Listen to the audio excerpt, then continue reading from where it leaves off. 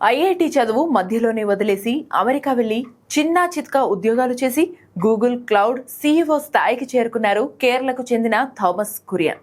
విశాఖపట్నంలో గూగుల్ అతిపెద్ద AI hub ఏర్పాటులో ఈయనదే కీలక పాత్ర. కొట్టాయం జిల్లా పాంపడికి చెందిన థామస్ కురియన్ది ఎడ్యుకేటెడ్ ఫ్యామిలీ. తండ్రి కెమికల్ ఇంజనీర్, తల్లి టీచర్. వీరికి 4 సంతానం. థామస్ కురియన్ తన కవల సోదరుడు జార్జ్ కురియన్ బెంగళూరులోని సెయింట్ జోసెఫ్ స్కూల్లో చదువుకున్నారు.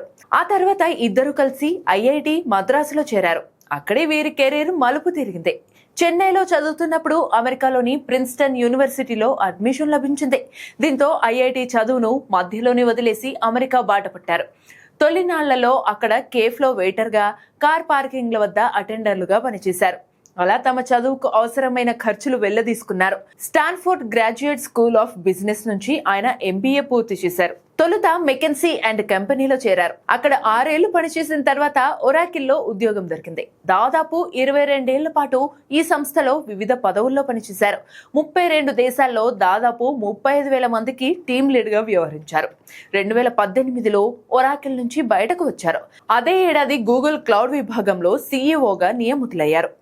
థామస్ కురియన్ నేతృత్వంలో క్లౌడ్ కస్టమర్ సర్వీస్ లో పలు మార్పులు తీసుకొచ్చారు. తాజాగా విశాఖలో గూగుల్ ఏఐ హబ్ ఏర్పాటులో కీలక పాత్ర పోషించారు. థామస్ కురియన్ నికర సంపద దాదాపు 15,000 కోట్ల రూపాయల పైనే ఉంటుందని అంచనా వేస్తున్నారు. అయితే మరో ఆసక్తికర విషయం ఏంటంటే థామస్ కవల సోదరుడు జార్జ్ కురియన్ కూడా సీఈఓగానే ఉన్నారు. నెట్యాప్ అనే అమెరికన్ సంస్థకు ఆయన చీఫ్ ఎగ్జిక్యూటివ్ ఆఫీసర్ గా విధులు నిర్వహిస్తున్నారు.